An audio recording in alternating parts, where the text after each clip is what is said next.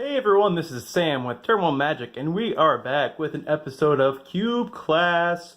Now, before we get started, I wanted to address some comments from the last one saying I was too goofy, too silly, too ridiculous, too stunning, too handsome, too engrossing, and while I disagree with the first part, thank you for the compliments in the second half. While I have a low self-esteem, so hearing you all say that I'm stunning, handsome, engrossing, unable to put it down in a way, it's amazing. Thumbs up there. But seriously, folks, we're going to look at Upheaval today. Because there were some requests for what Upheaval does. It's kind of a confusing card, right? Why would you want to return your own permanents to your hand? That's what it does. Upheaval, 4 blue, return all permanents to their owner's hand.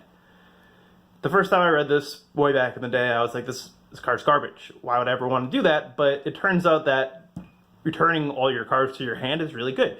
And we will walk through what you're trying to do. The basic plan is to get a bunch of mana and then play this. Your opponent, it's sorcerer speed, so they can't do anything. You can't do it on their turn. Wouldn't this be incredible if it's instant speed? But they can't do anything, right? Because most likely at best they have an instant, so you play Upheaval, you should have some extra mana, or at least a land drop, and then you cast your cards.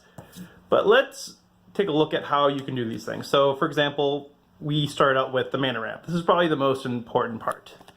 And that includes all different types of cards. There's your actual ramp, like Manifold, you have your Moxen, you have your Signet, right? All these different options in here. And there are other options too. There's Mana Crypt, Mishra's Workshop, anything that can really produce a bunch of different mana, even like offset ways like Channel. Channel's great because afterwards you can still keep on using your life to produce mana. Baral might be kind of, maybe not obvious, but having a cost 1 less means that's 1 more mana you get to use for your Upheaval.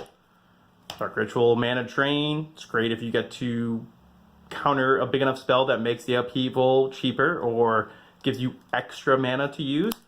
And even something like Treachery too. If you have like Heartbeat of Spring, for example, maybe you're playing that in your cube, this will make extra mana along with something like Palancrone.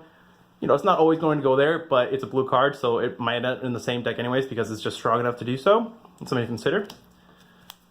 Also means that Simic is a great color combination, like we have Rofellos here, things like Search for Tomorrow. Really any color combination or style of deck where you can make extra mana so that when you cast Upheaval, it's not when you get to exactly 6 mana. That's what's important.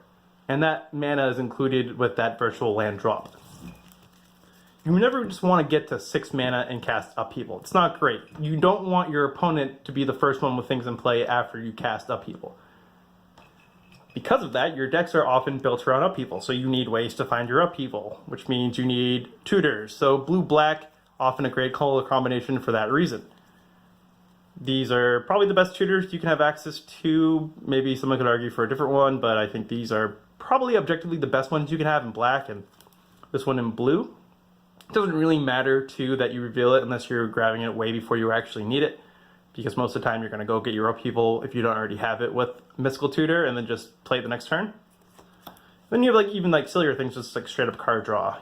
Being a blue deck, you are going to have card draw more likely than not, so you want to get there. Now, it's not a guarantee. Sometimes you're quote unquote splashing because of the artifact deck aspect of it, but that's likely not. So let's say we have our Upheaval. We made a bunch of mana, right? So we have a bunch of lands and all these artifacts out. Let's just say we have these artifacts out here. 1, 2, 8, 9, 10, 11. 11 total mana, which means if we were to cast Upheaval and then float all our mana with the priority still in the stack, or just tap all your mana before you even cast the Upheaval, that means we're going to have 5 mana to play with. Now, that's not always going to be the situation. Usually it's probably somewhere between 1 and 3 mana, maybe a little bit more, 4 or 5 at most. But essentially you have your extra mana, and then if you're lucky enough that turn, sometimes you have to play your land before you play Upheaval, but you want to save your land drop until after you cast that Upheaval. So we have a bunch of mana. You're a jerk, so you play Upheaval, and it all goes back to your hand. And now the board's clear. What do we do? First thing is, as beforehand, you just replay your ramp, right? play your land, play your Mox or Signet, play your Noble Hierarch or whatever your elf is, and then just continue doing what you were doing beforehand. That's kind of the most obvious one. It's the one that is more of a reset more so than anything else, but there are other things you can do. And if you're looking for cheaper or to set up some kind of board before you get to that position. So cheap planeswalkers are great when you can play them because they're hard to interact with. Only a certain number of cards can deal with them. Something like Noble Hierarch might get answered by a Path to Exile, but there's no real option for that against a planeswalker unless they have Bolt or Searing Spear or whatever it may be. But even then, with most of these guys, you can get out of range of those cards by the time they're able to even put mana down. They gain you advantage when you're essentially starting from turn 0 with one of these in play. Really, really strong, really, really tough to overcome. And then there's like other silly stuff too you can do with other smaller permanents. For example, there's play Bitter Blossom after, start making 1/1s, attack forever. Don't play a land and just play your land tax. What's your opponent going to do? Not play lands? Maybe if they have their own Mox and if they're lucky, but for the most part, this is possible. And this is one that like might be better when you have to play your land drop that turn and you just have to float mana for whatever reason. Maybe you haven't had your second blue source yet. You know, there are reasons, right? This is a great option there. And even something like sillier like Pithing Needle or the next turn after Strip Mining, which will tie into something later on with the graveyard play. All these are cheap things that you can do. Something like Oath of Druids may be a little worse, but also still fine, considering that some decks, they're going to have to play creatures. If you're playing against like a control deck, though, it just might be sitting there doing nothing, but still awesome, cost 2. And then there's just spells, things that you don't actually have to put into play. Time Twister, Time Spiral, another one we're going to look at in a minute, really good after an upheaval, because everything you just returned to their hand is now shuffled back into their deck. And whether or not they have a keepable / even playable hand after the Time Twister, they don't get to mull. They just have it and they either can play or they can't.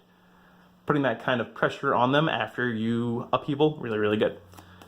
And then there's something obvious, Time Walk, right? Obviously good. Really good when your opponent has nothing in play and you have another turn of using all your mana to reestablish your board position. Good stuff you can do there.